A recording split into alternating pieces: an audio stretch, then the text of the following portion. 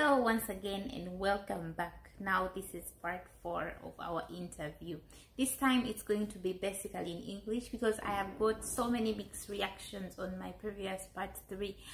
Some people are asking me, why don't you use English? We don't understand Uganda very well. Ugandans can also understand English. Please speak to us in English. Okay, now this is basically going to be in English. This is part 4. You people have very interesting questions. Actually, there is nothing I am enjoying than this interview. I made it myself, but your questions are so intriguing and they are very, very interesting. I actually love them. That's why I am even getting back to replying to them, because your questions are so interesting. Anyway, let's begin. First question was, why did I come to Korea? Wow, it's very interesting. Okay, this was even asked to me by my interviewer when I was applying to come to Korea. Why are you wanting to come to Korea? Why do you want to come to Korea? I considered different countries. When I finished my bachelor's degree, I considered different countries. I was supposed to go to the US, UK. I also had considered Australia. 3 countries I had in mind. But then when I looked at Korea, it came to my understanding and my thinking that Korea is kind of different because the way it's growing, because my major was business. I'm a business administrator.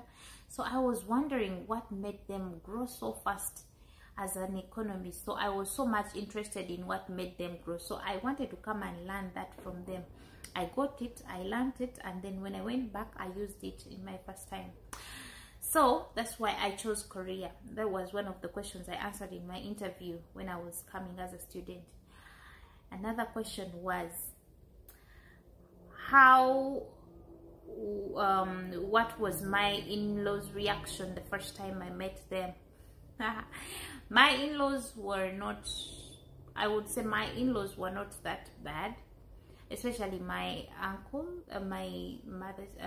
his mother's side wasn't so bad as such, because his uncle welcomed me well, and because I was still a student back then, he realized I'd had the potential to work hard and add something to him, so he gave me a job for his company. So his in-laws at first weren't bad. Of course the mothers are different, but the other in-laws are okay. The mother wasn't so welcoming, but the rest were okay. Do you like, someone asked me, do you like K-pop music? Do you like their food? Do you like their culture? How do you find their drama? Wow, I like Korean food. Someone even asked me in that question that, do you even eat snakes? I'm like, no, I don't eat snakes because I've not seen Koreans eating snakes. I like Korean culture. I like their K-pop culture.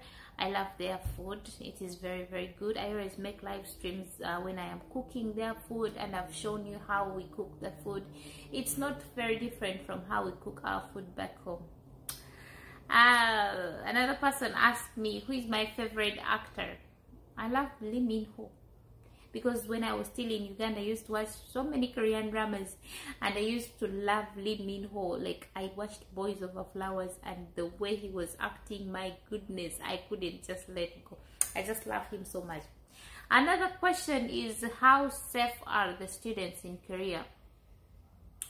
Safe, I didn't understand quite what it meant, but safe as in security, or safe as in finding jobs, because the students are the most safest people in Korea, because their visa allows them to travel like freely around Korea without any restrictions, because they are students and they're given that privilege as students. Another person asked me, do you work on a student visa? Yes, you do work. We do have part-time jobs for students. They do have part-time jobs for students, and you can work on campus or off campus. And when it's holiday time, you can find other jobs outside school and you can work. It's as simple as that. Another person asked me, did you date any other guys before marriage? Yes, I did. I dated other guys before marriage. I told you about a story of a guy I dated from France, and we were watching some TV show, and the Libyans were being they were falling over into the Mediterranean Sea because they were like trying to run away from the war in Libya. So he really made a very sad comment, and I felt like it was so full of racism. So that was the end of us. I stopped talking to him from that time because I don't want to deal with someone who is racist, especially if you're racist to one African. If you attack one African, you have attacked the rest of us. So I just don't like someone who is a racist. That was the end of us. I loved him, he loved me, but when he talked about how Africans are stupid, how can they betray their president, and then now they're suffering, and yet you know what all happened in Libya, it was just the end of us, because I was so attacked emotionally as an African, and I feel for my African brothers as well. So that was the end of us. Oh, and then someone asked me, how have I helped people with opportunities in Korea? I always give advice on how you should come to Korea. I even have told you where you should go, what you should do, so many things. I think I've done it. At least I've tried. I will not say I've done the best, but at least I've tried. Someone asked me, and there are black salons in Korea?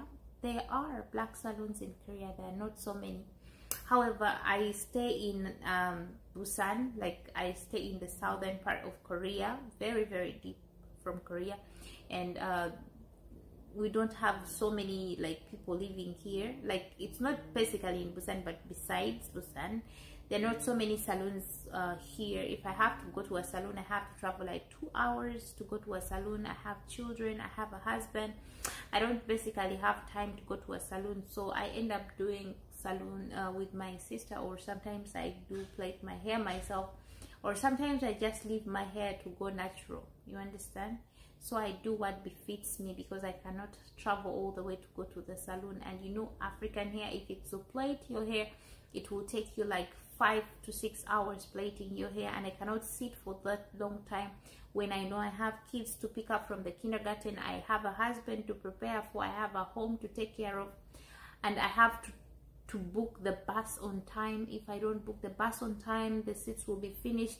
So it's just basically a lot of work, so I end up just doing it myself here. And you know, blacks are not so many in South Korea, so it's kind of hard for us to find salons here.